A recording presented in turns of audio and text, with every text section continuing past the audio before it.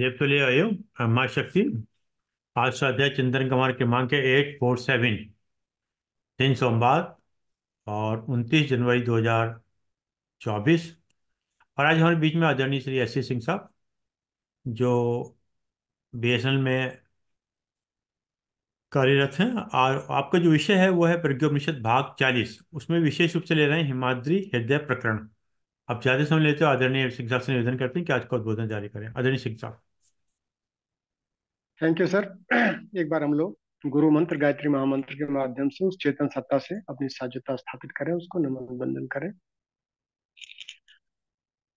ओम भूर्भुवः स्वः तत्सवितुर्वरेण्यं भर्गो देवस्य धीमहि धियो यो नः प्रचोदयात्।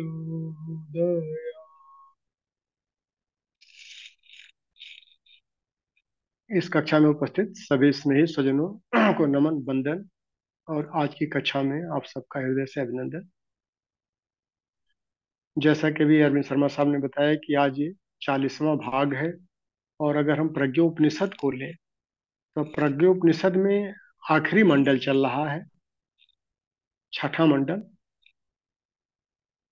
जिसमें 2 अध्याय पहले हो चुके हैं और आज तीसरा अध्याय है। तो चूंकि जो 2 अध्याय पहले हो गए हैं तो उसमें गैप अच्छा खासा हो गया है, 15-20 दिन का गैप हो गया है दोनों अध्यायों का। एक रिकैप ले लेते हैं और फिर आज के हिमाद्री हृदय प्रकरण पर विशेष रूप से चर्चा की जाएगी। तो जो पहला अध्याय आता है वो आता है देवात्मा हिमालय का। और इस छठे अध्याय छठे मंडल में ऋषियों के देवता और देवताओं के ऋषि महर्षि नारद ही इसके 17 अध्यक्ष हैं।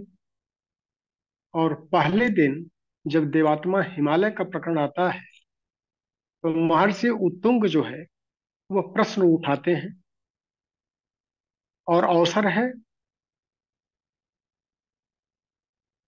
शुक्ल पक्ष ज्येष्ठ मास की 10वीं तिथि का, जिसे हम गंगा दशहरा भी कहते हैं। और उसी दिन गायत्री जयंती भी मनाई जाती है और गंगा का भी उद्भव धरती पर उसी दिन माना जाता है। तो इस विशेष पर्व पर गंगोत्री में और गोमुख में एक विशेष मेले का आयोजन किया गया था, जहां पर ढेर सारे श्रद्धालु जन मां गंगा के प्रति अपनी सद्भावना को व्यक्त करते हुए वहां पर स्नान का, स्वाध्याय चिंतन सत्संग का लाभ लेने के लिए इकट्ठा हुए थे। और उस पर्व पर ऋषि उत्तुंग ने एक जिज्ञासा रखी कि उत्तराखंड को देवभूमि क्यों कहा जाता है। भूमि तो सर्वत्र एक ही जैसी है, तो इसको देवभूमि, तपोभूमि, पुण्य भूमि, सिद्ध भूमि, इन नामों से क्यों जाना जाता है। और इसका समाधान देते हुए महर्षि नारद, देवर्षि नारद बताते हैं कि आत्म कल्याण और लोक मंगल की आकांक्षा से उच्च स्तरीय जो देव आत्माएं थी, दिव्य आत्माएं थी, इसी क्षेत्र में तप साधना उन्होंने किया था। तो उनके तप साधना का जो उससे एक ऊर्जा उत्पन्न हुई थी, इससे ये पूरा क्षेत्र जो है वो प्रभावित है। उनकी चेतना से आज भी साध्यता स्थापित की जा सकती है। इसीलिए इस क्षेत्र को देवभूमि बोलते हैं। यह सिद्धों की भूमि है, ऋषियों की भूमि है, पुण्य परमार्थ करने वाले सत्ताओं की भूमि है। और उसी की व्याख्या स्वरूप आगे बताते हैं कि सृष्टि के निर्माण क्रम में जब पृथ्वी का निर्माण हुआ था तो पृथ्वी के निर्माण में सबसे पहले इसी क्षेत्र को, इसी भूमि को उस सृष्टा ने बनाया था। और इसके दो पार्ट कर दिए सहूलियत के हिसाब से। एक जो क्षेत्र था वो विशुद्ध आत्मिकी का क्षेत्र, जिसको स्वर्गलोक कह सकते हैं, देवताओं की भूमि थी वो क्षेत्र जो है वो सुमेरु पर्वत उसका सेंटर है। उसके आसपास में कैलाश है, शिवलिंग है, स्वर्गारोहण है, तपोवन है, नंदन वन है। ये पूरा क्षेत्र जो है इसको हिमालय का हृदय कह सकते हैं। यह स्थूलधारी मनुष्यों के लिए अगम्य है, दुर्गम है। वहां पर जीवन नहीं हो सकता है सरलता से, सहजता से, साधन सुलभ नहीं है। और उसके नीचे के जो स्थान थे जहां पर असाधारण व्यक्ति स्थूल शरीर से अपनी जीवन साधना कर सकता है, वो उत्तराखंड क्षेत्र कहा, जिसमें चारों धाम है, गोमुख है, बद्रीनाथ, केदारनाथ, गंगोत्री, जमुनोत्री। और उसके नीचे के जो क्षेत्र हमारे हैं, यहाँ पर ऋषि मुनि, संत महात्मा, ब्राह्मण जो स्थूलधारी होते थे, इनकी तपोभूमि ये रही है। इस क्षेत्र में इन्होंने अपना पुण्य परमार्थ अर्जित किया है। कुल मिलाकर के जो इसका निष्कर्ष निचोड़ निकाला गया था कि पात्रता का संवर्धन ही देव आराधन है, और पात्रता के संवर्धन के निमित्त जप, तप, यज्ञ, दान, साधना इत्यादि उपक्रम हमारे ऋषियों, मुनियों, सिद्धों द्वारा अपनाई जाती थी। अब उसके बाद जो लास्ट कक्षा हुई थी, ऋषि प्रकरण। ऋषि प्रकरण में जो कुछ चर्चा हम लोगों ने किया था कि जब मनुष्यों का निर्माण हुआ तो मनुष्यों के निर्माण में जो श्रेष्ठतम कैटेगरी रखी गई थी वो ऋषियों और मुनियों की रखी गई थी। क्योंकि ऋषि मुनि इस त्रिधा प्रकृति में अपने चिंतन, चरित्र, व्यवहार में परिमार्जन के द्वारा अपने परिष्कृत व्यक्तित्व का निर्माण करते हैं, व्यक्तित्व का परिष्करण करते हैं। और परिष्कृत स्थिति में ही उनकी जिज्ञासा उत्तरोत्तर बढ़ती रहती है और रिसर्च का काम करते हैं, वो ऋषि होते हैं। और जो उसका एप्लीकेशन समाज में फैलाते हैं उनको मुनि संघ कहा गया। और यहाँ पर क्योंकि देवर्ष नारद एक चलित शिक्षक है, 10 वरिष्ठ ऋषियों को साथ लेकर के उनका मार्गदर्शन, उनका शिक्षण चलते फिरते कर रहे हैं। और चलते फिरते क्रम में ही वो व्यास गुफा में भी जाते हैं, व्यास गुफा के बारे में बताते हैं कि यहाँ तपस्या करके 8 ग्रंथों का, 18 पुराणों का, व्यास स्मृति की रचना की थी। और साहित्य का सृजन, ये सबसे बड़ा योग, सबसे बड़ी योग साधना है।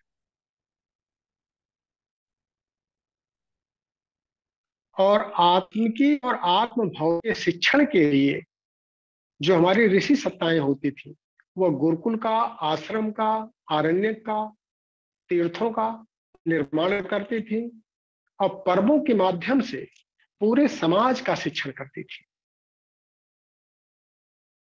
और तीर्थ यात्रा का जो यथार्थ स्वरूप था, वो जो परिपक्व मन स्थिति में जब साधक पहुंचता था तो वो पद यात्रा के माध्यम से, कथा प्रवचन के माध्यम से, सत्संग के माध्यम से, चतुर्मास, कुंभ और स्नान पर्वों के माध्यम से पूरे समाज का शिक्षण,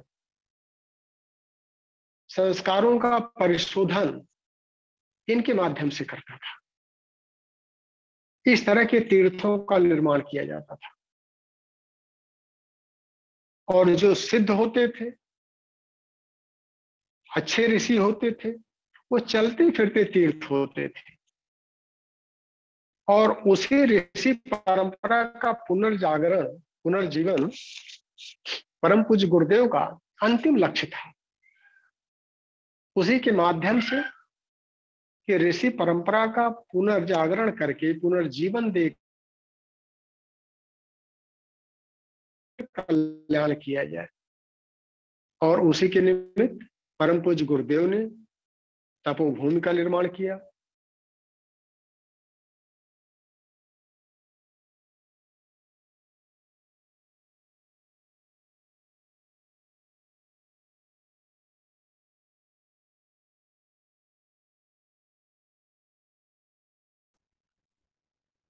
और ऋषि प्रकल्प जीवन का पुनरुद्धार कैसे किया जाए, इस पर उन्होंने विस्तृत मार्गदर्शन दिया। आर्ष ग्रंथों की रचना की, दोबारा से उनका भाष्य किया और अकल्पनीय कम समय में उस ऋषि तंत्र को बढ़ाते हुए उन्होंने आज के युग के लिए इतना कुछ कर दिखाया कि हम सभी उसके अनुगामी बन करके बेहतर समाज सेवा कर सकते हैं। इस तरह से ऋषि प्रकरण का दूसरा अध्याय समाप्त हुआ। और तीसरा अध्याय जो हिमाद्री हृदय प्रकरण है, इसको हम थोड़ा सा आज पढ़ लेते हैं एक बार। परम पूज्य गुरुदेव ने टीका क्या लिखा है और फिर इस पर चर्चा कर लिया जाए। जो तीसरा अध्याय है, आज हिमालय परिसर में प्रवास का तीसरा दिन था।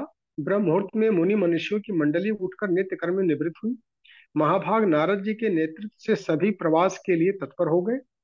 पुनीत स्थलों को देखने के साथ साथ उसका इतिहास जानने एवं उद्देश्य पुरुषार्थ का स्वरूप समझते चलने से तथ्यों को हृदयंगम करने में बड़ी सहायता मिल रही थी। ऐसा आनंददायक सुयोग इस भ्रमणशील मंडली को इससे पूर्व कभी भी मिला नहीं था।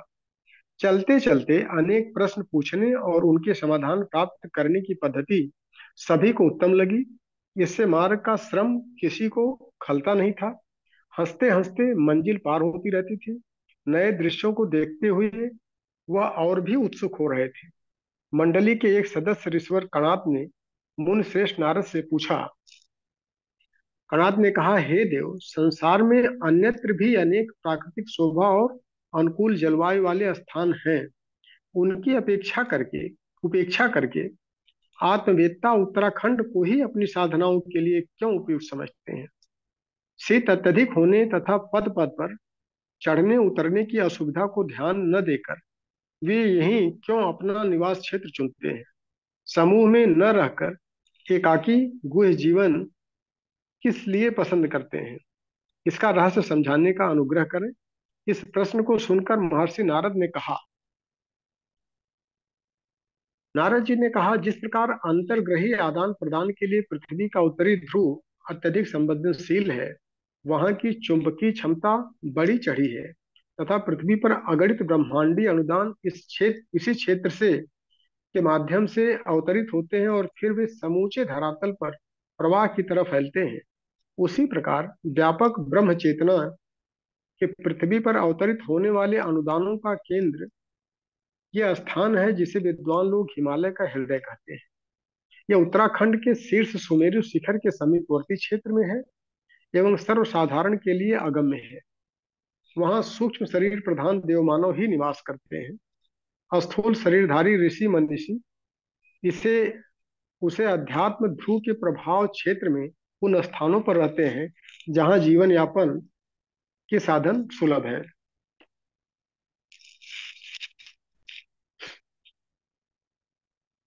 उत्तराखंड वैसा ही क्षेत्र है।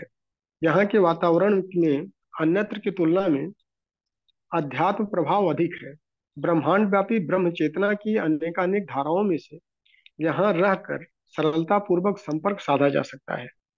दैवी शक्तियों के साथ आदान प्रदान चलने की दृष्टि से यह क्षेत्र श्रेष्ठ एवं अधिक उपयुक्त पाया गया है। शीत प्रधान क्षेत्रों में जीवनी शक्ति की मात्रा अधिक पाई जाती है। यहाँ के निवासी अपेक्षाकृत अधिक स्वस्थ और सुंदर होते हैं।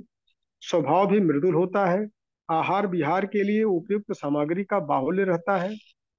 मन की स्थिरता और शांति के लिए यहाँ अधिक अनुकूलता रहती है।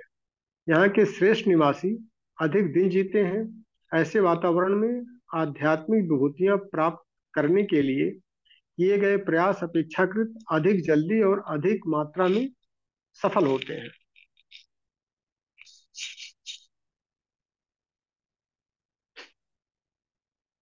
सेवा साधना के लिए जन संपर्क आवश्यक है, किंतु मनोनिग्रह और आत्म परिष्कार के लिए अंतर्मुखी होना पड़ता है। उसके लिए एकांत की आवश्यकता पड़ती है। उसके लिए साधक सिद्धि को प्राप्त नहीं कर सकता। ऐसे ही वातावरण में वैज्ञानिक, साहित्यकार, कवि, योगी स्तर के महत्वपूर्ण व्यक्ति अभीष्ट विषयों पर अधिक ध्यान एकाग्र कर सकते हैं और अधिक गहराई में उतरकर अधिक मूल्यवान विभूतियां हस्तगत कर सकते हैं। महान व्यक्ति जहाँ जन्म लेते हैं और महान घटनाएं होती हैं, वहाँ अपना प्रभाव छोड़ती हैं, और यदि वह उच्च स्तरीय है तो चिरकाल तक बना रहता है। ये बात इस हिमालय क्षेत्र में पाई जाती है। हिमालय देवताओं, ऋषियों, तपस्वियों, महामानवों की लीला भूमि रही है। उस क्षेत्र में वह पुरातन प्रभाव अभी भी विद्यमान है। उर्वर भूमि में बोया हुआ बीज जल्दी और अधिक फलित होता है। इस क्षेत्र में बोई हुई साधना भी अधिक फलवती होती देखी पाई गई है। ऐतिहासिक घटनाओं के स्मरण में भी से भी अनायास ही तद विषयक प्रेरणाएं मिलती रहती हैं। इस क्षेत्र में उगने वाली वनस्पतियां भी ऐसी हैं जिनका सेवन किए बिना भी उस क्षेत्र का वातावरण बहुत प्रभावी रहता है तथा समस्त साधकों को प्रभावित करता भी है। उनको स्पर्श करके बहने वाली वायु शरीर, मन और अंतराल को ऐसा उल्लास प्रदान करती है जिसके सहारे मनोबल ऊंचा रहे और भावनाओं में उत्कृष्टता का अनुपात बढ़ा रहे। ऐसी परिस्थितियां आत्मिक प्रयोजनों की सफलता में बहुत सहायक सिद्ध होती हैं। उत्तराखंड की सभी नदियां आरोग्यवर्धक और मानसिक संतुलन बनाने वाला जल लेकर बहती हैं। शिखरों पर जमा हुआ हिम सूर्य ताप से पिघलता है, जो पत्थर वाले क्षेत्रों में अपनी विशिष्टता अक्षुण बनाए रखता है। आगे चल करके नगरों की गंदगी मिलने पर वह दूषित होता है, फिर भी अपनी शुद्धता को खोता नहीं है। अस्तु यहाँ की नदी निर्झरों द्वारा प्राप्त हुआ जल मलों के शोधन एवं बल वर्धन में विशेष रूप से सहायक सिद्ध होता है। गंगा इन सभी नदियों में प्रधान है। उसका जल आदि व्याधियों का निवारण करने वाला माना गया है। उसके साथ दिव्य वनौषधियां तथा खनिजों की उपयोगी मात्रा घुली रहती है, अतएव वह औषधि रूप का बन जाता है। हर क्षेत्र की अपनी विशेषता होती है। उसके अनुरूप ही वहां उत्पन्न होने वाले खाद्य पदार्थों में गुण रहते हैं। गंगा अवतरण में गंगा की अद्भुत वैज्ञानिक विवेचना विद्वान इस प्रकार बताते हैं कि संसार में विद्यमान जलों में मरीचि जल किरण रूप में विद्यमान जल पूर्ण निर्दोष माना गया है। यही तेज जल रूप में परिणत होता है।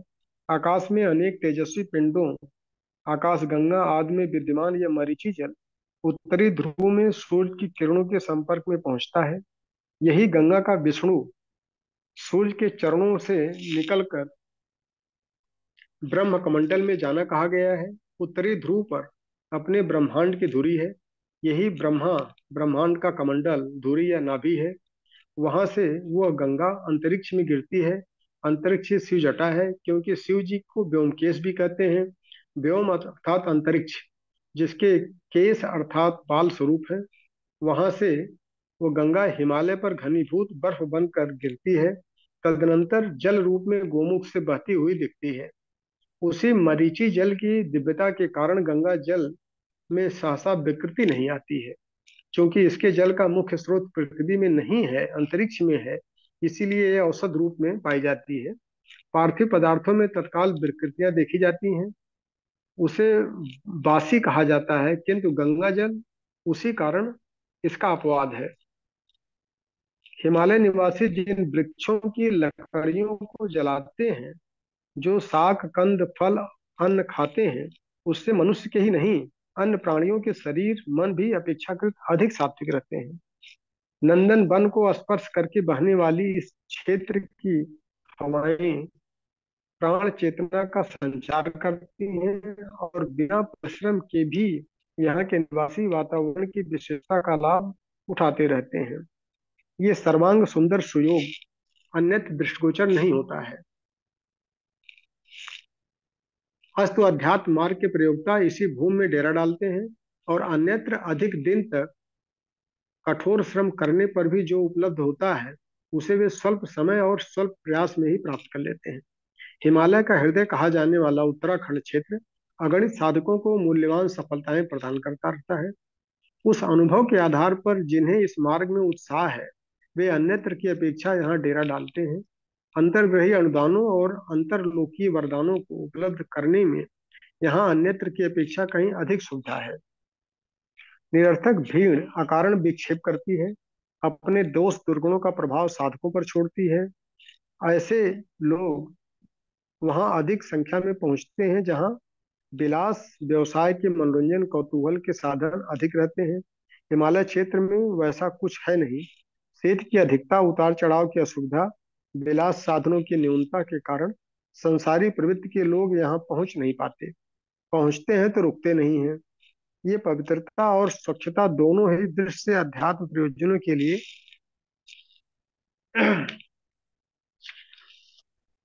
अति उत्तम है। जो निवास करते हैं उनमें से अधिकांश सौम्य सात्विक प्रकृति के होते हैं। निर्धन होने पर भी उन्हें निष्कपट सदाचारी पाया जाता है। यहाँ तक कि हिंसक पशु पक्षी तक अन्यत्र की तुलना में कम आक्रामक पाए जाते हैं। मनुष्यों के साथ तो उनका दुर्व्यवहार कभी कदाचित विशेष प्रसंगों में ही देखा जाता है। साधक प्रकृति के लोग उनके बीच निर्भय होकर के निर्वाह कर लेते हैं। घिच पिच क्षेत्रों का जन समुदाय दुर्व्यसनी, दुर्गुणी, छली और आक्रामक पाया जाता है। यह क्षेत्र एकांत शांत है। साधना के दृष्टि से घिच पिच स्थानों में निवास मन को उद्विग्न करने वाला और प्रयास को असफल बनाने वाला देखा गया है। हिमालय स्वयं एक साधन संपन्न प्रयोगशाला है। उससे प्रकृति की अगणित शक्तियां अपेक्षाकृत अधिक सजग पाई जाती हैं। इनके संपर्क में साधकों के स्थूल, सूक्ष्म और कारण शरीर अपनी प्रसुप्त शक्तियों को जगाने में अधिक सफल होते हैं। मनुष्य का कायपिंड इस ब्रह्मांड की अनुकृति है और उसमें से वे सभी उपकरण समाहित हैं जिन्हें जागृत और सक्षम बना लेने पर प्रकृति की रहस्यमयी शक्तियों के साथ अपने को जोड़ा जा सकता है और धारण किया जा सकता है। उसे उपलब्ध करने की पूरी संभावना रहती है। इसके लिए अंतर्निहित प्रसुप्त को जगाना पड़ता है। इसी प्रक्रिया की साधना से सिद्धि की उपलब्धि कही जाती है।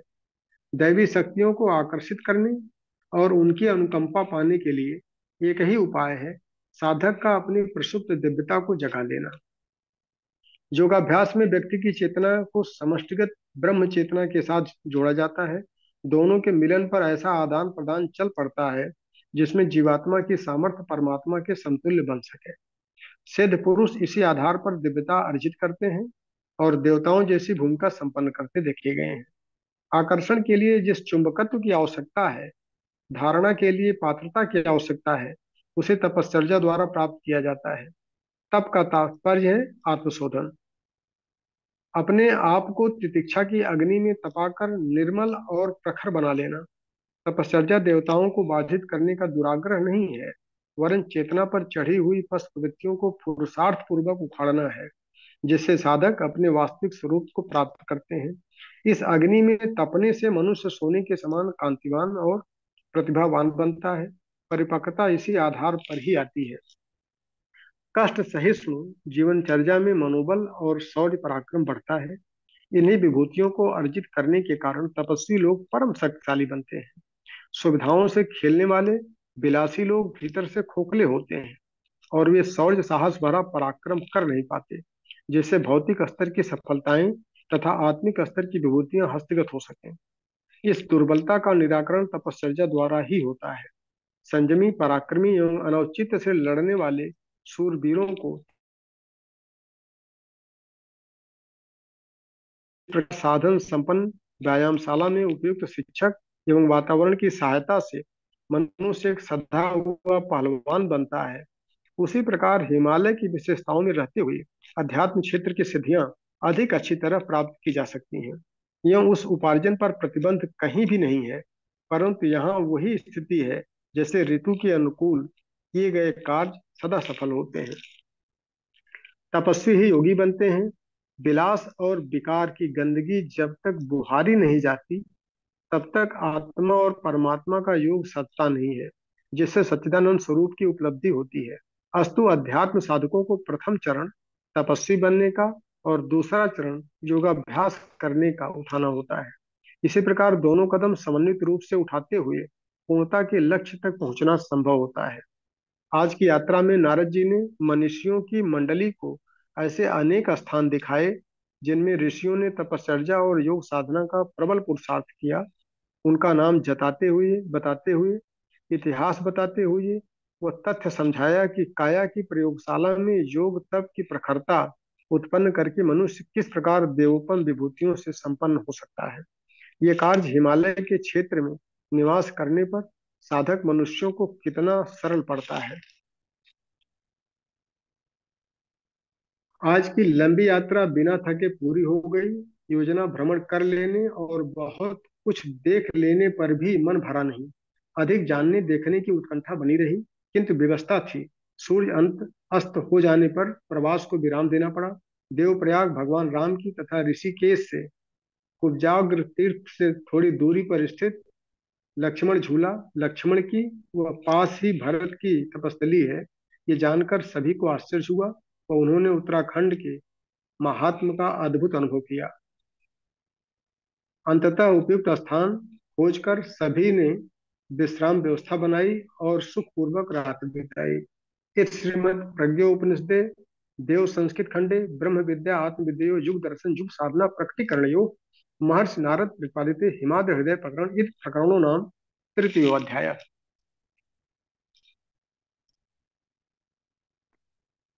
तो ये परम पूज्य गुरुदेव ने जो 120 सूत्र दिया है, टोटल 120 सूत्रों से हिमाद्री हृदय प्रकरण की रचना की है और उसका टीका स्वयं उन्होंने लिखा है। दूसरों के लिए नहीं छोड़ा है कि वो किस भावना से इसकी रचना किए थे और उसके क्या निहितार्थ है, उसके अभिव्यक्ति उन्होंने स्वयं किया है।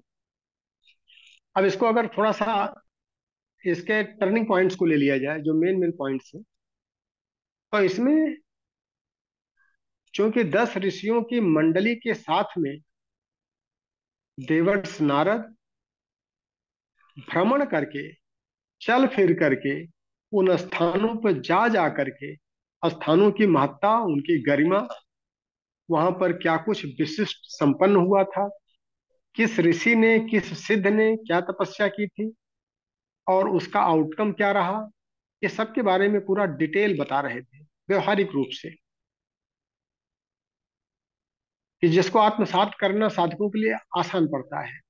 उन्हीं 10 ऋषियों में एटॉमिक साइंस के एक ऋषि महर्षि कणाद थे। उन्होंने जिज्ञासा प्रकट किया कि आखिर यह हिमाद्री हृदय जो क्षेत्र है, इसमें शीत की इतनी प्रधानता है। यह क्षेत्र अगम्य भी है, दुर्गम क्षेत्र है। यहाँ पर जीवन व्यतीत करना बहुत ही कठिन है। इसके बावजूद भी उत्तराखंड के इस दुरूह भाग का ही चयन आत्मविज्ञानी क्यों करते हैं अपने गुह्य साधना के लिए। जो भी उनको जीवन साधना करनी होती है, ढेर सारे पर्वतीय क्षेत्र जहाँ का टेम्परेचर भी काफी अच्छा होता है, वातावरण बहुत अनुकूल होता है, लेकिन वहां पर न जा करके जिनको आत्म साधना करनी होती है और आत्म साधना के जो वैज्ञानिक हैं, इसको प्रियोरिटी क्यों देते हैं अपने गुह्य साधना के लिए। इस पर चलित शिक्षण दे रहे हैं देवर्ष नारद और बताते हैं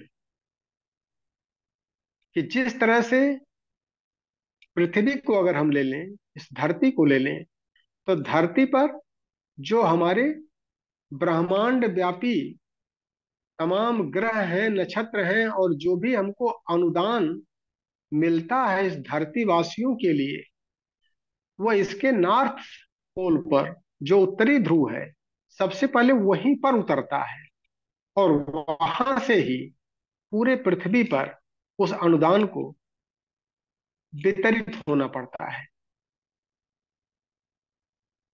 लेकिन बाहर से ब्रह्मांड से उसका आने का जो सेंटर है, जो मेन उसका ट्रांसमिशन पॉइंट है वो उत्तरी ध्रुव है।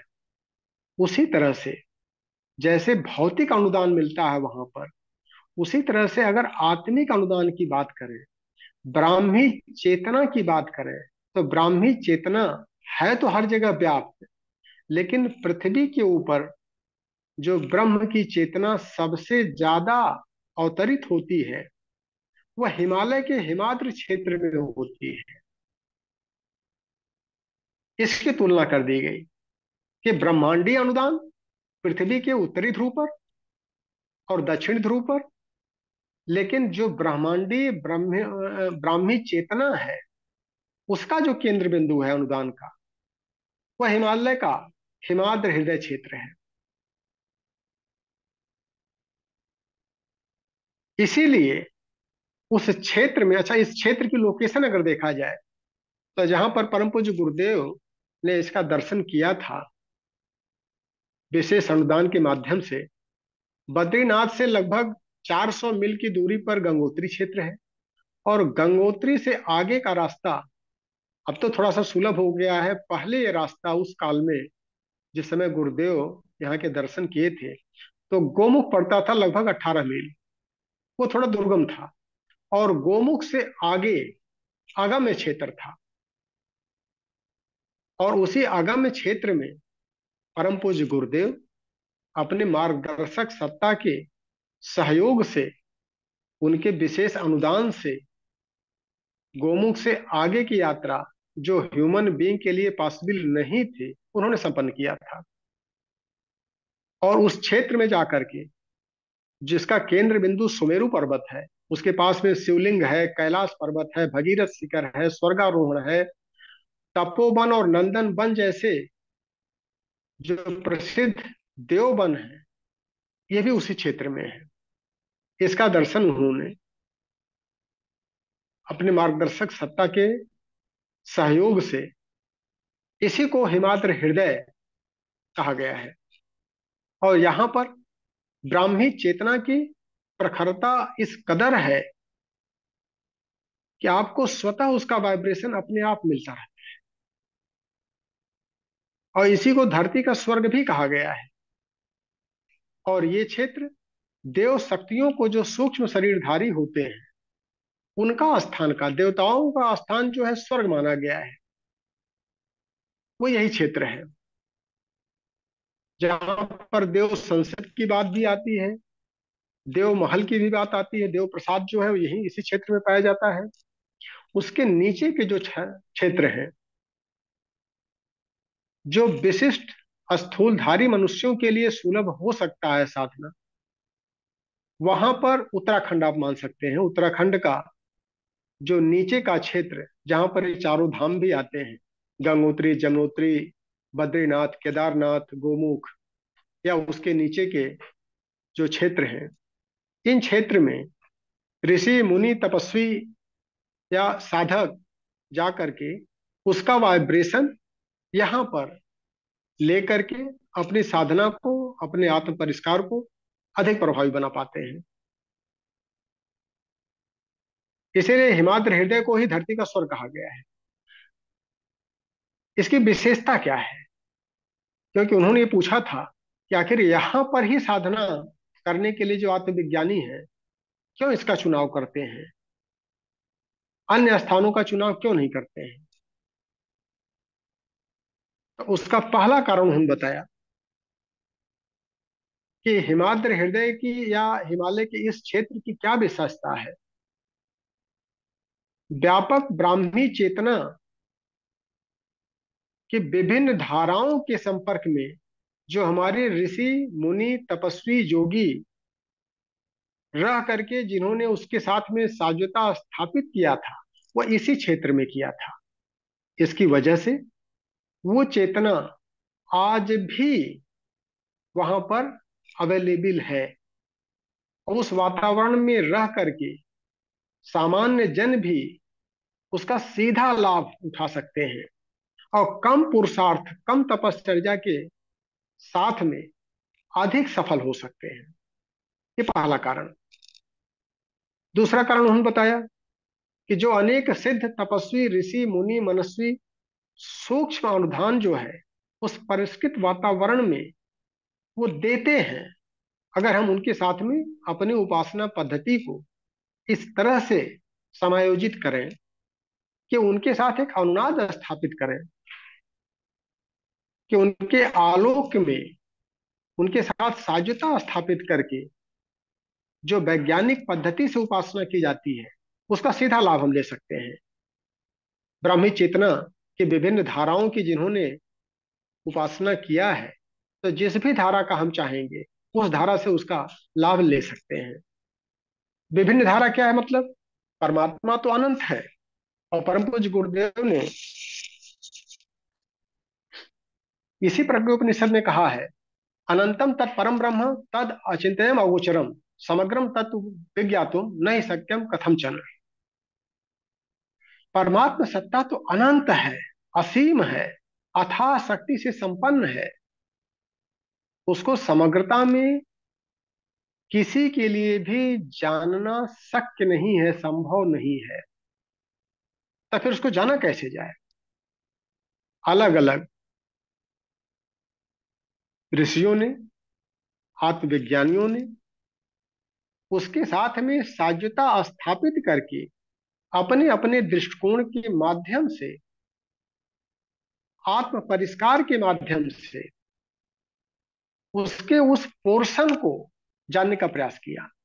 कुछ पोर्शन को, कुछ धाराओं को तो जाना जा सकता है, और इस तरह के विभिन्न धाराओं के साथ में साध्यता स्थापित करने वाले सिद्ध मुनि तपस्वी योगी यति हिमालय के इसी क्षेत्र में रह करके उन्होंने प्राप्त किया है, और उस चेतना का प्रभाव आज भी है। उसका अनुदान उनके माध्यम से सीधे हम उपासना के माध्यम से, तपस्या के माध्यम से वहां कर सकते हैं। तीसरा कारण क्या बताया उन्होंने? कि चूंकि ये दुर्गम क्षेत्र है, दुरूह क्षेत्र है, यहाँ साधनहीनता है, और इसके कारण यहाँ पर जो संसारी लोग होते हैं, संसारी लोगों का मतलब होता है जो विलासी प्रवृत्ति के होते हैं, व्यवसायी होते हैं, मनोरंजन हेतु जो है जन सैलाब उमड़ता है, उनका वहां पर पहुंचना दुरूह होता है। और अगर गलती से वो पहुंच भी गए तो वहां रुकते नहीं है, ठहरते नहीं है। इसीलिए जो सांसारिकता की घिच पिच है, इससे वह क्षेत्र अछूता है, और अपने कुसंस्कारों का प्रभाव उस क्षेत्र में नहीं पड़ने पाता है। तो ऐसी स्थिति में जो आत्मशोधन की प्रक्रिया में जो साधक संलग्न है, वो सरलता से, आसानी से अपनी विशिष्ट उपलब्धियों को कम तपश्चर्या के माध्यम से भी प्राप्त कर सकता है उस क्षेत्र में। ये तीसरा कारण बताया उन्होंने। चौथा कारण और क्या बताया? शीत की प्रधानता का एक लक्षण होता है कि उसमें जीवनी शक्ति अधिक होती है। यह विज्ञान सम्मत है कि जब शीत मिलती है तो हमारा आयुष्य बढ़ जाता है। नॉर्मल कोर्स में अपने घरों में भी देखते हैं कि जो भी हम रूटीन की खाने पीने की चीजें भी लाते हैं, तो उनका जीवन बढ़ाने के लिए उसको फ्रिजीकरण कर देते हैं। फल सब्जियां दूध, इस तरह के जो भी आइटम होते हैं जिनको लगता है कि भाई वो खराब हो जाएंगे, उनको फ्रिज में रख दीजिए। तो इसका मतलब कि शीत प्रधानता में जीवनी शक्ति अधिक मात्रा में पाई जाती है। इसलिए व्यक्ति स्वस्थ ज्यादा रहता है, सुंदर भी दिखता है, और सौम्य होता चला जाता है। सुंदरता का निखार शीत प्रधानता में ज्यादा होती है, और सात्विकता में भी वृद्धि होती है, क्योंकि तमस कम हो जाता है शीत प्रधानता में। तो इसका भी लाभ जो भी साधक हैं, जो आत्मविज्ञान की साधना कर रहे हैं, उनको ये विशेष लाभ हिमालय के उस क्षेत्र का मिल जाता है। और क्या फायदा है? जो वहां की वृक्ष वनस्पतियां हैं, वहां के साग हैं, कंद मूल फल हैं, वहां की लकड़ियां जिनको हम जलाते हैं, उन सब में भरपूर दिव्यता और औषधीय गुण उपलब्ध है। और जो आरोग्यता से परिपूर्ण है, उसका सेवन करने पर चाहे वो फल फूल हो, वो प्रचुरता में दिव्यतापूर्ण परिष्कार हमारे स्वास्थ्य का, चाहे शारीरिक स्वास्थ्य का हो, चाहे मानसिक शांति और संतुलन का हो, चाहे आत्मिक कल्याण का हो, हर एंगल से वो दिव्यतापूर्ण अनुदान प्रदान करती हैं वहां की विकसित वनस्पतियां। उसके साथ में और देखें कि जो वहां की वायु बहती है, जो सूक्ष्म में मिलती है, वो वायु तपोवन और नंदन वन से निकल करके पूरे हिमालय क्षेत्र में जो प्रवाहित होती है, वह सहजता में आपके मन को प्रसन्न भी रखती है, शांत सुकून भी देती है, और सारे दिव्यता आपको स्वतः मिलने लगती है। ये दिव्य अनुदान परमात्मा ने उस क्षेत्र में दिया ही दिया है, सहजता में उसका लाभ लिया जा सकता है। और वायु के साथ में अब अगर जल का देखा जाए, तो वहां पर जो जल उपलब्ध है, प्रधानता में गंगा की प्रधानता वहां पर है। और गंगा जल हमारे सभी शास्त्र एक मत से पाप नाशक कहे हैं, कि शारीरिक और मानसिक पापों का नाश गंगा जल करती। इसका वैज्ञानिकता क्या है? गंगा जल की उत्पत्ति पृथ्वी से नहीं हुई है। अगर हम उसके विज्ञान की गहराई में जाएं, इसको मरीची जल बोलते हैं। मरीची मतलब किरण, रेस, प्रकाश, लाइट। प्रकाश से इसकी उत्पत्ति हुई है। और जो हमारे शास्त्रों में आता है गंगा जल की उत्पत्ति, कि भागीरथ ने घोर तपस्या किया, तब जाकर के ब्रह्मा जी के ब्रह्म कमंडल में जहां पर गंगा का निवास था, वहां से गंगा तैयार हुई। जब शिव जी को तपश्चर्या के माध्यम से प्रसन्न किया उन्होंने, और शिव जी गंगा को अपनी जटाओं में ले गए सहमत हुए, और फिर उन्हीं जटाओं के माध्यम से फिर वो धरती पर धीरे धीरे करके एक बाल के रास्ते से प्रवाहित हुई। यह अलंकारिक शैली है। इसकी वैज्ञानिकता क्या है? जिस तरह से अनुदान की बात की गई है, तो ब्रह्म कमंडल जो है वो नाभि क्षेत्र को बोलते हैं। और पृथ्वी का जो नाभि क्षेत्र है, अभी चर्चा में आया था कि पृथ्वी का उत्तरी ध्रुव ही ब्रह्म कमंडल है, ब्रह्म की नाभि है। ये जो सृष्टि है, उसका केंद्र बिंदु नॉर्थ पोल। सारे ब्रह्मांडीय अनुदान धरती को नॉर्थ पोल पर ही मिलते हैं। तो वही गंगा का उद्गम स्थान है, और वहां से सूर्य को ही विष्णु कहते हैं। और एक सूत्र भी आता है, विष्णु पादाब्ज संभूते गंगे त्रिपथगामिनी, धर्म द्वैत विख्याते पापा मेहर जानवी। कि विष्णु के पैर से गंगा का उद्भव होता है और व्योमकेश में आती है। तो सूर्य की किरणों के माध्यम से नॉर्थ पोल में जो बर्फ जमी रहती है, प्रकाश ही कंडेंस होता है वहां पर सॉलिड के रूप में, और फिर उन्हीं किरणों के माध्यम से वह हिमालय के हिमाद्र क्षेत्र में उतरता है। और यही किरणें जो व्योमकेश है, अंतरिक्ष जो है, उसी अंतरिक्ष को ही व्योमकेश कहा गया है। और उन्हीं अंतरिक्ष के माध्यम से इनकी जटा में जब आती है, तो फिर हिमालय के हिमाद्र क्षेत्र में आकर के बर्फ के रूप में वहां जमती है। और वहीं से ब्रह्मकमंडल हो गया नॉर्थ पोल। व्योमकेश जो शिव जी की जटा है, वह अंतरिक्ष हुआ। और वहां से फिर वह उतर करके और फिर एक बाल के रास्ते से, इसका मतलब कि इसे हिमाद्र हृदय से फिर गोमुख के माध्यम से और फिर गंगोत्री में गंगा का अवतरण होता है।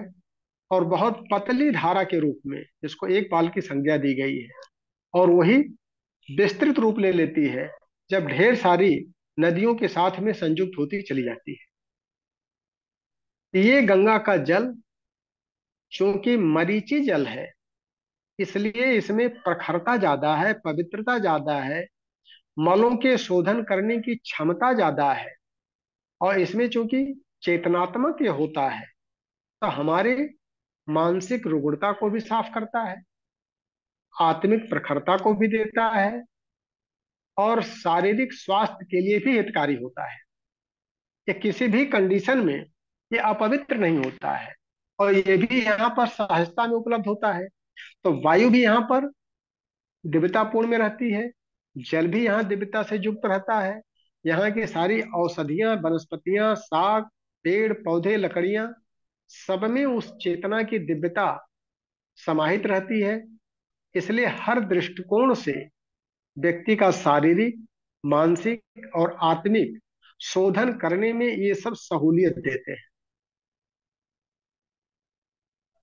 उसके आगे बताते हैं कि अगर व्यक्ति को अपने व्यक्तित्व को प्रखर बनाना है, तो उसका रास्ता सिर्फ एक ही है, तप और योग। तप और योग के माध्यम से ही, और दोनों के लिए, तप के माध्यम से हम अपनी पात्रता का विकास करते हैं, क्योंकि अपना सुधार संसार की सबसे बड़ी सेवा है। और अपना सुधार बिना तपश्चर्या के, बिना आत्म संयम के संभव ही नहीं है। तो आत्म संयम और तप के माध्यम से पात्रता का विकास होता है, तो हमारी संधारण क्षमता बढ़ जाती है। किसी भी चीज को रिटेंशन पावर जो हमारी है, बिना पात्रता के विकास के रिटेंशन पावर नहीं बढ़ेगी। और दूसरा होता है अपनी संकल्प शक्ति, आकर्षण की शक्ति। उसके लिए भी तपश्चर्या की जरूरत पड़ती है, और आकर्षण की शक्ति के लिए योग। तो पहले तप, फिर योग। तप से अपने दोष दुर्गुणों को दूर करना आत्म संयम के माध्यम से, और संकल्प को, आकर्षण को, अपने व्यक्तित्व में चुंबकत्व को बढ़ा करके योग के माध्यम से हम दैविक शक्तियों को संधारण करते हैं। तो तप और योग का समन्वित पुरुषार्थ अगर किया जाए, तो प्रबल संकल्प से ही सिद्धि संभव हो सकती है।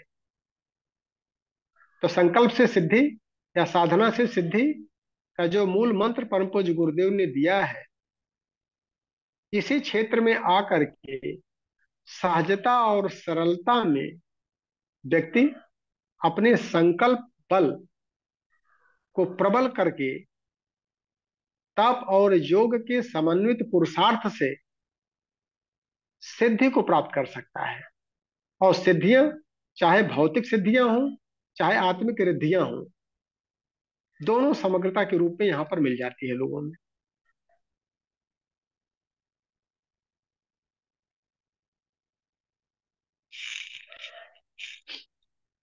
और इसी तरह से देखा जाए कि तमाम ऋषियों की, तपस्वियों की, योगी, यति, जो भी उन्होंने तपश्चर्या किया था, उन स्थलों का दर्शन भी कराते हैं। देवर्षि नारद एक एक स्थान के बारे में बताते हैं कि इस स्थल पर कौन से ऋषि ने तपस्या किया था, ये किस मुनि की स्थली रही है।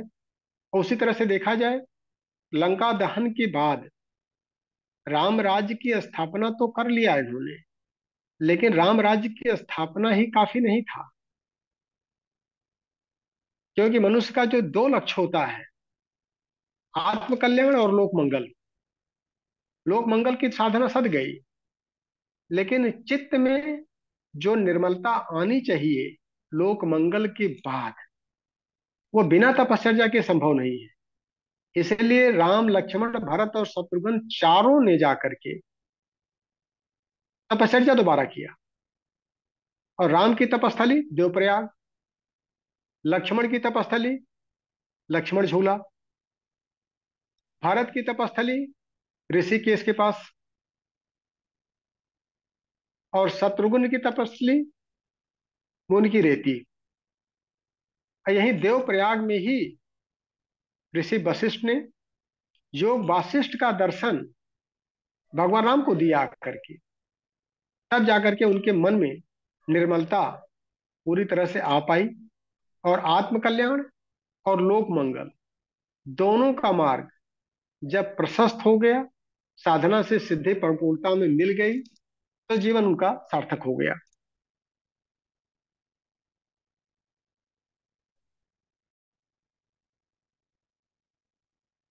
अब अगर परम पूज्य गुरुदेव को देखें, तो परम पूज्य गुरुदेव विशेष साधना के लिए उनको भी हिमालय जाना ही पड़ा, क्योंकि एक जो सिद्धांत है अध्यात्म का, कि घर परिवार में रह करके उपासना तो हो जाती है, लेकिन तपश्चर्या बहुत कठिन पड़ती है। तो सामान्य जीवन को सुखमय शांतिमय उपासना के माध्यम से तो बनाया जा सकता है, लेकिन अगर विशिष्ट कार्य संपादित करना है व्यक्ति को, तो विशिष्ट कार्य के लिए संधारण शक्ति को बढ़ाना ही पड़ता है। इसलिए विशिष्ट कार्य को करने के लिए अगर हम सेवा साधना आराधना कर रहे हैं, तो जन संपर्क तो आवश्यक है, लेकिन अगर आत्म संयम कर रहे हैं, मनोनिग्रह कर रहे हैं, प्रखर तप की आवश्यकता पड़ रही है आत्म परिष्कार हेतु, तो ऐसी कंडीशन में एकांत जरूरी होता है। बिना एकांत के, बिना अंतर्मुखी साधना के व्यक्ति का आत्मिक परिष्कार, चित्त की निर्मलता नहीं आ पाती है। इसी निमित्त परम पूज्य गुरुदेव ने जब विशिष्ट उनको कार्य संपादित करना था, तो उनकी मार्गदर्शक सत्ता 4 बार उन्होंने आमंत्रित किया, और 4 बार उनको जाना पड़ा, लगभग 1-1 साल के लिए। और जितने विशिष्ट काम उन्होंने किए, हिमालय पर जाने के बाद ही किया उन्होंने। और अपने रचनाओं में उन्होंने उसका उदाहरण दिया है, किस क्षेत्र में गए, कैसे उनको सूक्ष्म शरीर से उनके मार्गदर्शक सत्ता ने उनका सहयोग किया, कैसे उन्होंने अनुदान दिया, इसकी पूरी चर्चा उन्होंने किया है। लेकिन जन सामान्य के लिए उन्होंने वो चीज नहीं खोला जो उनके लिए जरूरी नहीं था। उन्होंने क्या किया, ये अपने तक सीमित रखा, लेकिन इतना उन्होंने बताया कि विशिष्ट कार्य संपादित करने के लिए हिमाद्रे हृदय क्षेत्र में जाकर के उनको तपश्चर्या करना ही पड़ा। 8 ग्रंथों का भाष वहीं पर जाके किया उन्होंने। गायत्री तीर्थ की स्थापना वहां पर जाने के बाद ही किया उन्होंने सफलतापूर्वक। सारे विशिष्ट कार्य उनको, क्योंकि उसमें विशिष्ट अनुदानों की आवश्यकता पड़ी, विशिष्ट सामर्थ्य की आवश्यकता पड़ती है। तो उपासना तो हम घर पर रह के कर सकते हैं, लेकिन विशिष्ट साधना के लिए विशिष्ट वातावरण की आवश्यकता पड़ती है। और इसके लिए परम पूज्य गुरुदेव ने यह भी बताया है कि जो गृहस्थ है, सामान्य जीवन में जीने वाले, वो उस तरह का वातावरण अपने घर पर कुछ टाइम के लिए प्रतिदिन अगर बना ले, तो हमसे संपर्क साधा जा सकता है। उनका तमाम ऋषि चेतनाओं से भी संपर्क आप कहीं से साध सकते हैं, लेकिन उसके लिए उन्होंने काल, समय और परिस्थितियां बहुत क्लियर किया है। उन उच्च स्तरीय साधनाओं को अपना करके भी हम घर पर रहते हुए भी छोटी मोटी तपश्चर्याओं से काफी कुछ परिष्कार कर सकते हैं। तो चूंकि विषय तो बड़ा लंबा है, और हमेशा वही आता है कि लास्ट में समय जो है हमारे लिए, अदरवाइज इच्छा तो रहती है कि भाई इसी पर शेयर करते रहें। परम पूज्य गुरुदेव ने क्या कुछ अपनाया है, तो प्रेरणा वो सब चीजें देती हैं, लेकिन अरविंद शर्मा साहब का कहना है कि उसके लिए कुछ अलग से टॉपिक सेलेक्ट किए जाएं, और उसकी 10-5 की एक श्रृंखला चलाई जाए, जिसमें वो विशेष चर्चाएं हों, कि सुनसान के सहचर पर भी कुछ कक्षाएं चलाई जाएंगे, तो उसमें फिर इन सब बिंदुओं पर हम लोग डिस्कस करेंगे। अभी प्रज्ञोपनिषद खाली यही बताता है कि धरती का स्वर्ग हिमालय क्षेत्र में कहाँ है, क्या है, उसकी क्या विशेषताएं हैं, तो ऋषि मुनि तपस्वी वहां पर साधना करके क्या कुछ पुरुषार्थ हासिल किए। तो अपनी वाणी को हम यहीं विराम दें, और कुछ चर्चा आपस में चल जाए। अगर हमसे कहीं कोई भूल हो गई हो, तो उसको भी करेक्शन, हमारे वरिष्ठ लोग बैठे हैं, वो भी करें, और फिर इसका कुछ निचोड़ निकाला जाए। धन्यवाद आदरणीय अजीत सिंह साहब। हमारे पड़ोस में घुड़चढ़ी हो रही है, उसकी आवाज आ रही होगी। तो सर हम लोग भी तो तपस्या के माध्यम से घुड़चढ़ी ही तो कर रहे हैं। आत्म परिष्कार सबसे बड़ी घुड़चढ़ी है सर।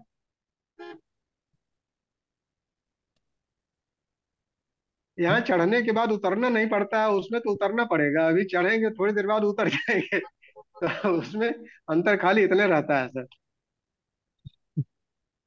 चलिए सिंह साहब, आज आपने परीक्षा का पार्ट 40 लिया, और जिस किसी को जिज्ञासा हो आदरणीय सिंह साहब से पूछ सकते हैं। फिर बाद में दो शब्द हमारे आदरणीय अनके साहब बोलेंगे। ये गुरु देव रिश्ता मेरे ख्याल से गाड़ी में शायद कुछ बोलना चाह रहे हैं, शायद मेरे ख्याल से। 200 रुपये बता देते। सुबह 200 रुपये बता देते पहले।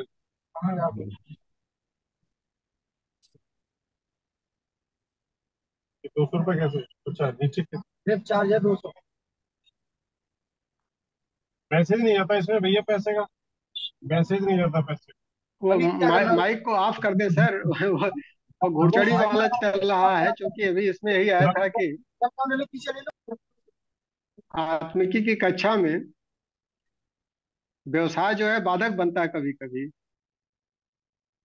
देखिए हमारे नेब साहब जो है प्रसन्नचित हो रहे हैं कि यथार्थ यही है।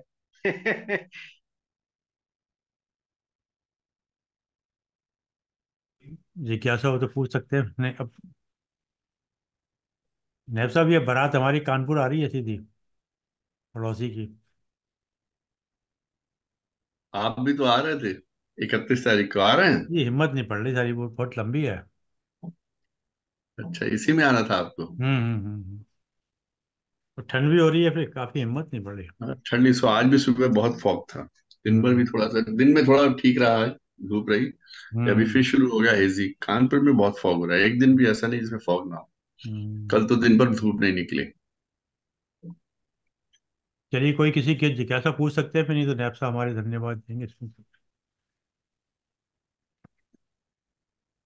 तो आज मैं भी काफी लेट आया, एक हम्म। मंदिर चला गया था। तो आया तो 6:30 बजे मैंने ज्वाइन किया। बीच बीच में बड़े फोन भी आ रहे थे। हम्म। मैं क्या, देव ऋषि अभी साथ कहीं से लौट रहे हैं, लगता है गाड़ी में है। हाँ, वो भी गाड़ी में ही है। दिवाड़ी गए होंगे सर लगता एक चीज बताइए सिंह साहब, आपने एक जगह सर वो सर बताया, योग वशिष्ठ जी ने श्री राम जी को जब वहां पे ज्ञान दिया योग वशिष्ठ का उनको, तो ऋषि साहब जी ने, उसके बाद उनमें निर्मलता आई क्या? पहले नहीं थी निर्मलता? पहले वो तो ईश्वर के साक्षात स्वरूप, तो वहां में थोड़ा सा अटका मुझे। नहीं नहीं, बिल्कुल सर, पॉइंट सही है, बिल्कुल पॉइंट हाँ सही है तो, सर। एक अगर हम विशिष्ट काम कोई करते हैं सर, तो विशिष्ट काम का प्रभाव जो है हमारे ऊपर न चाहते हुए भी पड़ जाता है। क्योंकि हम ह्यूमन बीइंग भी रहते हैं ना, आदमी के शरीर में अगर हम हैं, तो आदमी के शरीर का प्रभाव।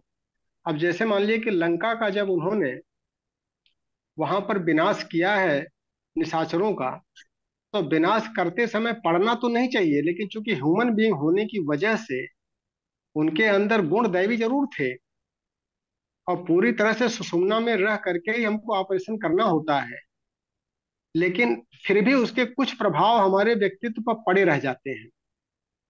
तो ऐसी कंडीशन में, इसलिए आप देखें कि वातावरण को परिष्कार करने के लिए भी उन्होंने दशाश्वमेध यज्ञ किया, जो वाराणसी का सबसे फेमस इस समय घाट माना जाता है। कि 10 अश्वमेध यज्ञों का निर्माण इसलिए किया था कि वहां पर निशाचरों के हटाने के बाद, उनको खत्म करने के बाद जो विषाक्तता वातावरण में आई है उसका भी परिशोधन होना चाहिए। उसी के निमित्त जो है उन्होंने सबसे पहले तो दशाश्वमेध पर यज्ञ कर संपन्न किया, फिर रामराज की स्थापना किया, फिर आत्म कल्याण की भी बात किया उन्होंने। तो लोक मंगल से आत्म कल्याण जो है, संसार की सच्ची सेवा करते हुए आत्म कल्याण करना, यही जीवन का उद्देश्य होता है। तो निर्मलता तो उनके अंदर थी ही, लेकिन एक विशिष्ट ऑपरेशन, उन्होंने ऑपरेशन की प्रक्रिया को संपन्न किया था जिसके लिए उनका अवतार हुआ था। तो निशाचरों का वध, फिर रामराज की स्थापना, फिर दोनों के परे हो जाना। इसी को हम लोग साधना मार्ग में ये कहते हैं कि कभी आवश्यकता पड़ती है तो हम पीड़ा में चले जाएं, कभी पिंगला में चले जाएं। कभी हम विनम्रता के साथ में आ जाएं, जिसमें आत्मीयता, ममता, करुणा, दया हो। और फिर आवश्यकता पड़ती है तो फिर हम संघर्ष में चले जाएं, जहां साहस, उत्साह, उमंग, तरंग, जोश, जुनून, इस तरह के ऑपरेशन हमको करने पड़ते हैं, उसको भी करें। लेकिन अपनी जो स्थिति रहे, न बाएं में रहे न दाहिने में रहे, दोनों के मध्य में सुषुम्ना स्थिति जिसे कहते हैं, कि हम पूर्णतः चेतना में स्थिर हो जाएं। यही काम राम को भी करना पड़ा। तो पहले उन्होंने क्या किया? पिंगला वाला काम किया, साहसिकता का, बल का, शौर्य का, जहां पर उन्होंने निशाचरों का वध किया। निश्चरहीन करो में भुज उठाए प्रण कीन, वो तो काम पिंगला का था। उसके बाद उन्होंने राम राज्य की स्थापना भी किया। अब फिर साधक को अपनी वास्तविक स्थिति में सुषुम्ना में रहना होता है, न राम राज्य में फंसे और न निश्चरों के विनाश में फंसे। उसके लिए फिर उनको तपश्चर्या की आवश्यकता पड़ती ही पड़ती है। इसीलिए आप ये देखें कि जो सूक्ष्म शरीरधारी हमारे देव शक्तियां हैं, ऋषि सत्ताएं हैं, आज भी तपश्चर्या क्यों करती हैं? गुरुदेव 24 पुरस्चरण करने के बाद भी तपश्चर्या बराबर करते रहते थे। उसकी आवश्यकता क्यों पड़ती थी? अनुदान के लिए, कि भाई जो हमारा है वो तो हम अपना बचा करके रखें, अपना अंतःकरण को और पवित्र और प्रखर बनाते जाएं। उद्देश्य यही था सर। इसीलिए जो योग वासिष्ठ में महर्षि वासिष्ठ ने, वशिष्ठ ऋषि ने जो उनको शिक्षण दिया था, वो सारा शिक्षण का कंपाइलेशन योग वासिष्ठ में ही किया गया है।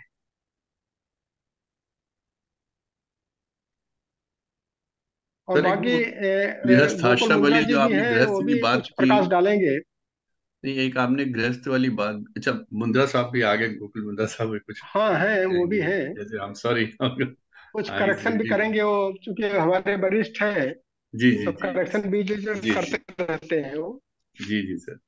हाँ भैया। सभी को गोकुल भैया प्रणाम प्रणाम। सर। वर, वरिष्ठता की कोई बात नहीं है। वरिष्ठता में तो आप ज्यादा वरिष्ठ हैं, मैं आपको ज्यादा वरिष्ठ मानता हूँ। लेकिन आज के इस प्रकरण में जो कुछ एक बातें थी, बहुत अच्छी बात जो उसमें आज आई, वो एक ये थी कि इस इसमें एक 80 से 88 नंबर श्लोक के अंदर में एक बात में लिखी है कि दैविक शक्तियों को आकर्षित करने और उसकी अनुकंपा पाने के लिए एक ही उपाय है, साधक का अपनी प्रसुप्त दिव्यता को जगा लेना।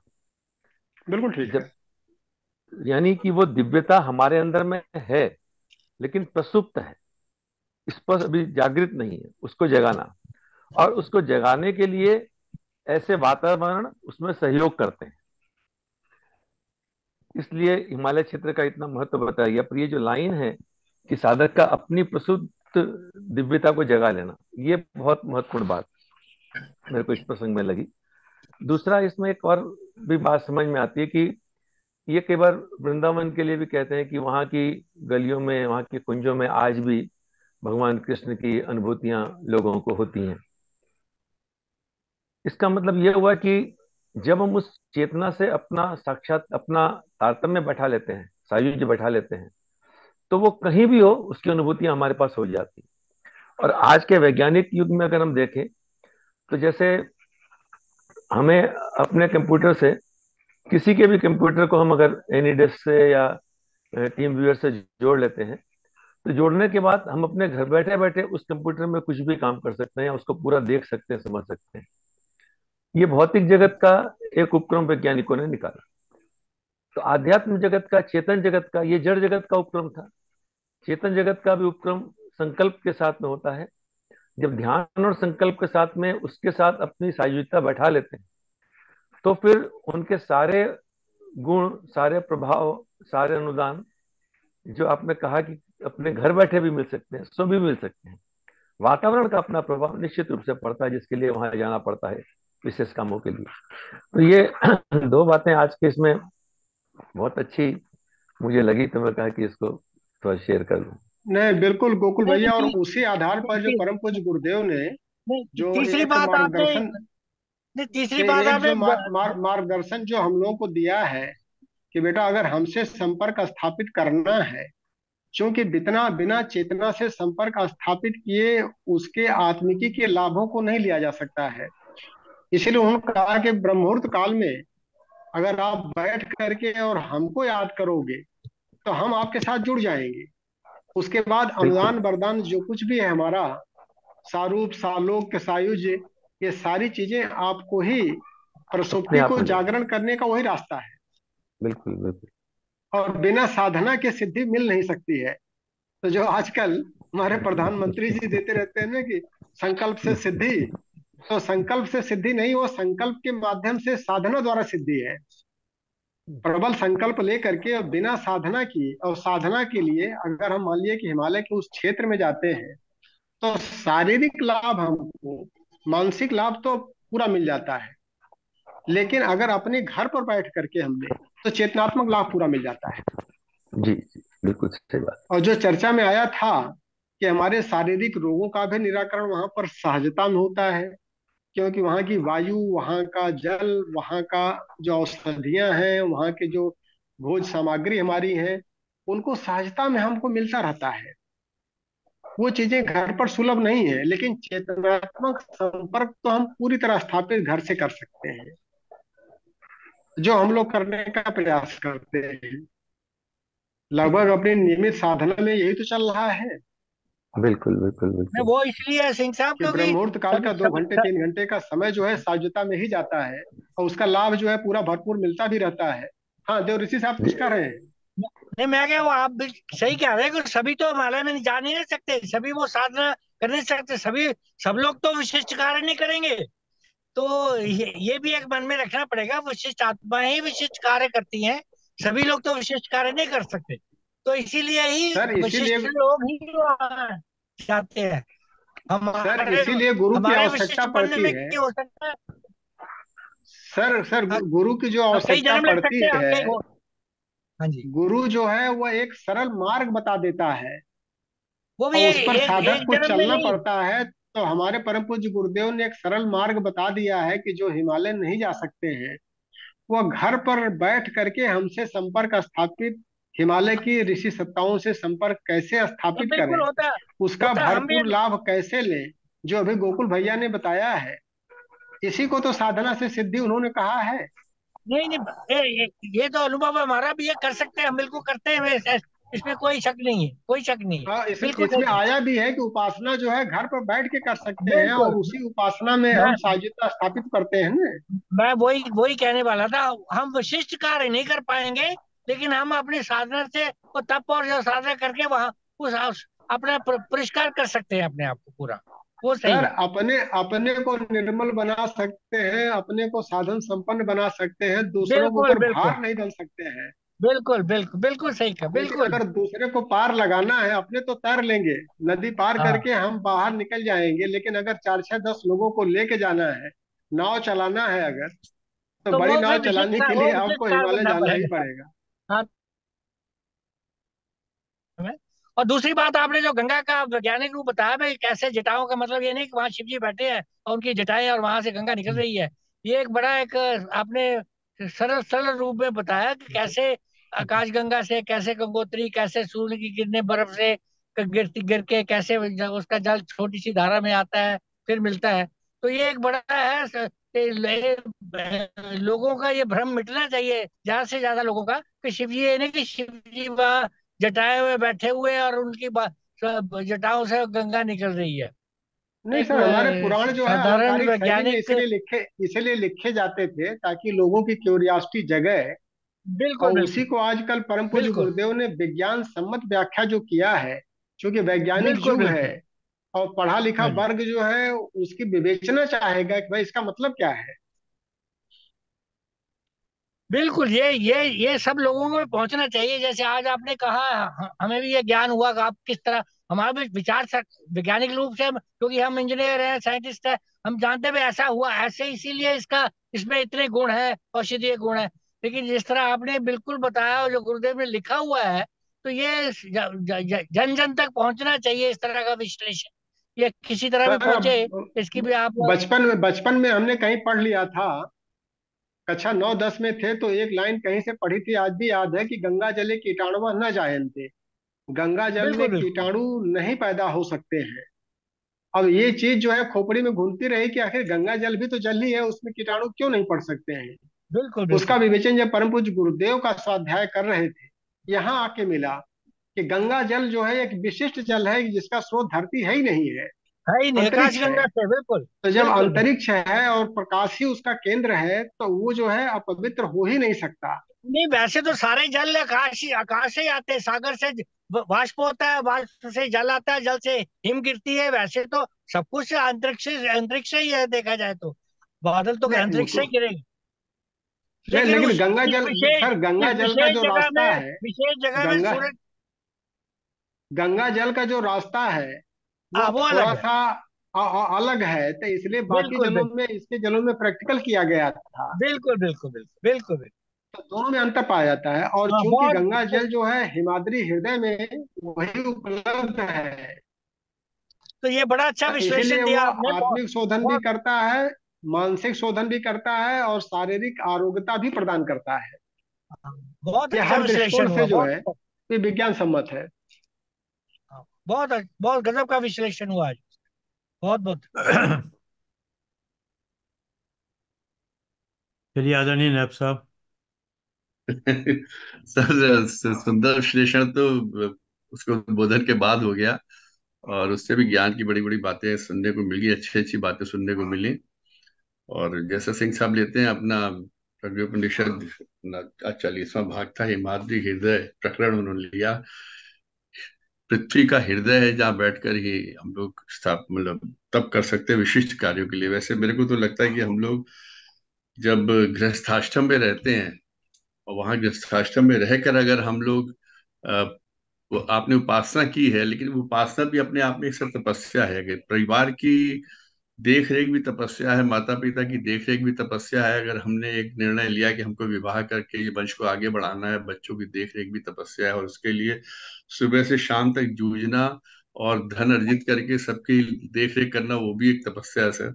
उस सिर्फ उपासना, उसमें भी अगर हम समय निकाल कर ईश्वर की उपासना कर लेते हैं और ईश्वर का ध्यान कर लेते हैं और वहां की कनेक्टिविटी बन जाती है, जैसे गोकुल मुंद्रा से साहब ने कहा, मुझे लगता है सर वो भी किसी तपस्या से कम नहीं। जीवन अपना संपूर्ण जीना भी एक तपस्या, और एक विशिष्ट स्थान पे, सही बात है, विशिष्ट कार्यों को करने के लिए विशिष्ट व्यक्तियों को ईश्वर चुनता है और उनको विशिष्ट स्थानों में भेजता है। जैसे अब कहा जाता है कि जो लोग बहुत बड़े पदों पे पहुंच गए, नाम नहीं लेना चाहिए, तो वो पूरा लोक मंगल का कार्य कर रहे हैं। आज की तारीख में उन्होंने बहुत बड़े बड़े कार्य कर दिए, तो किसी विशिष्ट कार्य के लिए ईश्वर ने उनको चुना, उस आत्मा को चुना और उसको विशिष्ट कार्य के लिए तपस्या ये दी है कि आपको लोक मंगल का कार्य करना। तो ये तो ईश्वर ही जानता सर किसको वहां भेजना, क्योंकि हम लोग 800 करोड़ आदमी हैं पूरे पृथ्वी पे। इनमें से कितने लोग उस स्थान पे पहुंच के तब कर पाएंगे, या उनको अवसर मिल पाएगा, या उनमें ये प्रेरणा जागेगी, या वो कर पाएंगे, या उनकी इच्छा जागृत होगी, ये तो ईश्वर ही जानता है सर, हम लोग कुछ नहीं है। तो सभी आप जैसे इस तरह की बातों को, मतलब इस तरह उद्बोधन को सुनने के बाद लगता है कि ईश्वर ने हमको क्यों नहीं चुना, हमको क्यों नहीं चुना, हम हमें क्यों नहीं कहा, हमारे साथ भी शुद्ध तो सर शुद्धि एक बार बहुत रुकिएगा बाकी, सर। कई जन्म। शुद्धि बाकी है, बहुत शुद्धि, कई जन्म लगेंगे।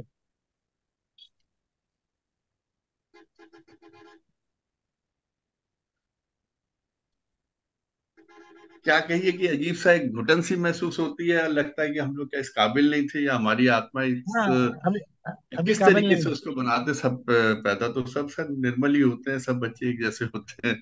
हमने कौन से ऐसे बुरे काम किए थे, कौन से पाप किए थे कि हमको उस विशिष्ट कार्य के लिए नहीं चुना, हमको क्यों नहीं भेजा, या हमारे में वो इच्छा क्यों नहीं जागृत की, हमको क्यों गृहस्थ के चक्कर में लगा दिया, दुनियादारी में लगा दिया।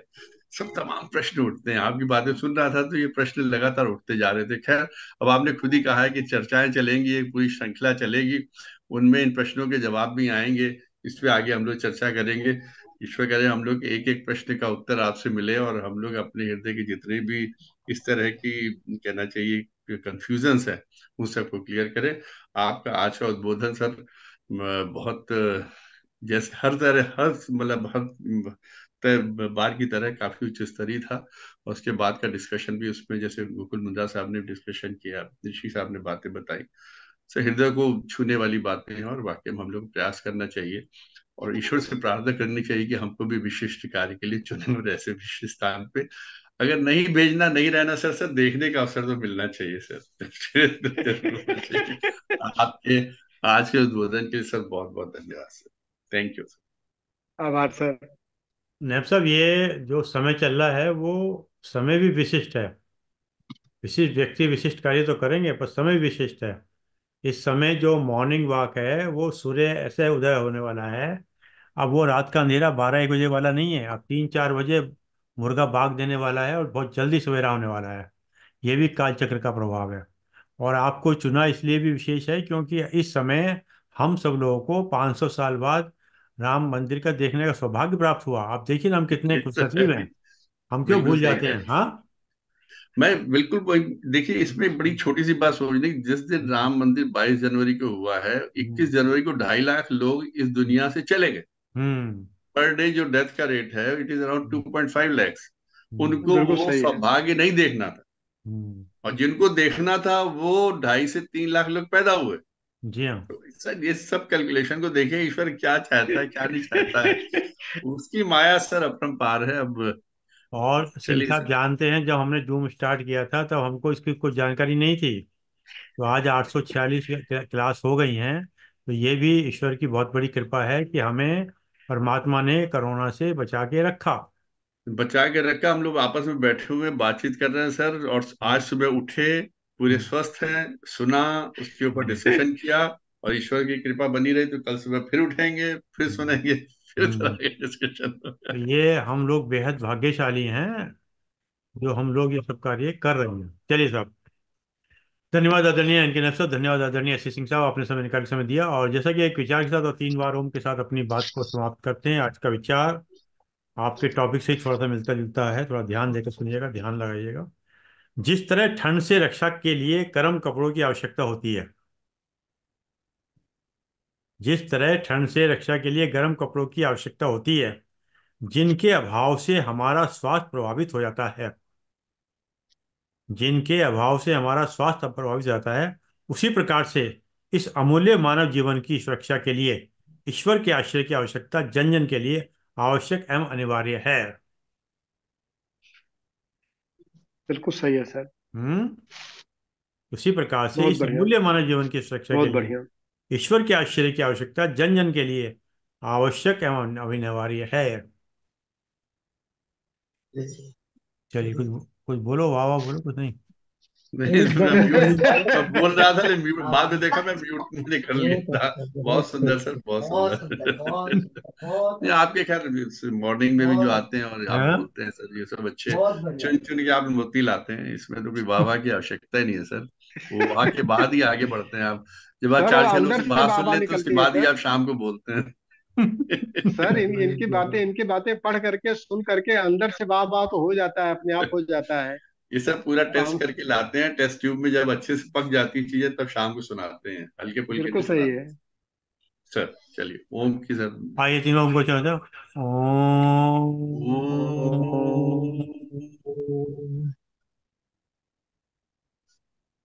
ओम।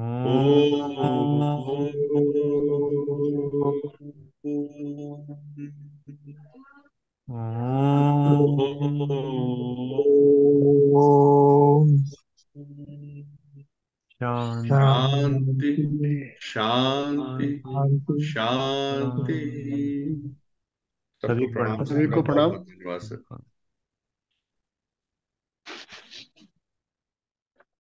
ॐ पूर्णमदः पूर्णमिदं पूर्णात् पूर्णमुदच्यते पूर्णस्य पूर्णमादाय पूर्णमेवावशिष्यते। ॐ शान्तिः शान्तिः शान्तिः।